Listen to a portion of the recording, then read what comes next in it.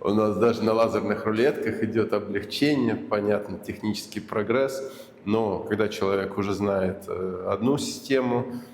построения углов, он точно так же может работать с более упрощенной системой, которая дает